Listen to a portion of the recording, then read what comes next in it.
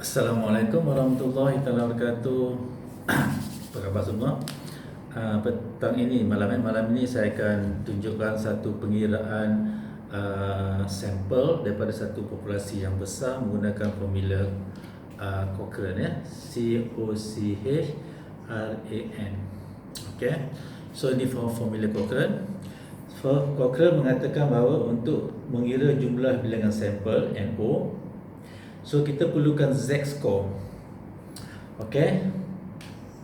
Z-score ini ialah pada confident interval 95% dan nilainya kalau kita tengok kepada Z-score, iaitu saya tak ajar, ya, tapi mempunyai 1.96. Inilah nilai 95% confident interval, ya. Contohnya macam ni kan. So kita ambil 95% kat sini. Ini adalah confident interval 95%, maka nilai 1.96 bagi Z-score. Maka nilai begini, ya. Okey, nilainya begitu. So anda jangan bimbang. Kalau anda tak belajar, anda ambil saja 1.96 nilai dia.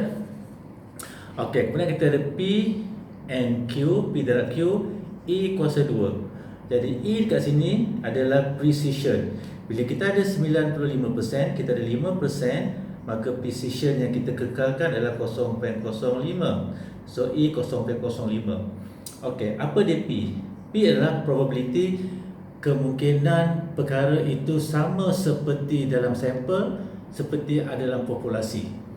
Okey, jadi untuk memastikan kita dapat nilai yang tinggi, maka hasil darab ini mestilah hasil darab yang paling maksimal. Kalau kita ambil P katakan 0.9, kita yakin bahawa daripada satu kemungkinan 9, daripada satu kemungkinan 0.9 itu adalah sama seperti yang kita ambil daripada populasi. Okey, yang ada dalam sampel. Katalah IQ.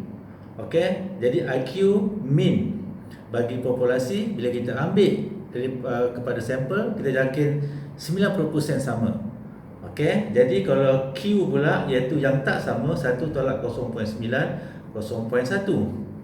Tapi kalau kita darabkan 0.9 dengan 0.1, kita akan dapat nilai yang kecil dekat atas ini. Jadi untuk memastikan kita mendapat nilai yang besar, okey, maka P kita tetapkan kepada 0.5. Okey, iaitu separuh saja kemungkinan sama seperti dalam populasi. Parameter dalam populasi bila kita ambil dalam statistik dalam sampel, 0.5 saja yang sama, dan Q adalah 1 tolak 0.5 adalah 0.5. Okey, tadi kita katakan precision adalah 0.05. Okey, maka dengan itu kita bolehlah mengira formula Cochrane, ya, iaitu N kosong sama dengan Z kuasa 2 PQ bagi E kuasa 2. Kita akan dapat nilai 1.96 kuasa 2 0.5 bagi dengan 0.05 kuasa 2. Ini formula Cochrane bagi sampel yang besar, maka kita akan dapat 3.84. Kita akan nilai 3. Jadi apa saja populasi yang besar, khususnya yang lebih daripada 40K, okey, 50K, 60K, semuanya akan memberikan nilai yang sama. Okey, 380. Kalau kita ambil sampel satu Selangor, okey, yang lebih 40K ataupun satu Malaysia, kita perlukan 384 sahaja sampel. Okey, dan kalau kita kira menggunakan formula Craigie and Morgan pun, kita dapat lebih kurang angka yang sama. Jadi inilah formula Cochrane untuk menentukan saiz sampel. 384 semuanya bagi satu populasi yang besar. Okey, yang kita hanya boleh buat anggaran sahaja. Kalau populasi 1000, 2000 tak boleh, ya. Okey, tetapi kalau kita punya populasi besar, inilah. Kalau populasinya kurang daripada 40, kita boleh gunakan formula Cochrane, tapi ada diberikan sedikit modifikasi.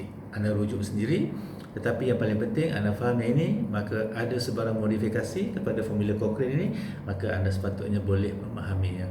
Okey, asasnya adalah inilah formula untuk mengira sampel bagi satu populasi yang relatively besar. tak sebut berapa besar lah. Saya sebut nilai 40K ni sebab saya merujuk kepada formula KJM Morgan yang 40K mendapat sample size 384. Jadi kalau lebih kurang daripada 30, 40, 30, 20 pun saya jangkakan angkanya tidak akan lari sangat daripada 384. Dan to be safe, kenapa tidak kita ambil dalam 400 sampel ataupun 500 sampel kalau mampu lah. Maka itu telah menyelesaikan masalah pengambilan sampel bagi kajian kita. Okey, itu saja untuk malam ini. Okey, assalamualaikum. Sebelum itu, I love you Adelaide. Bye bye.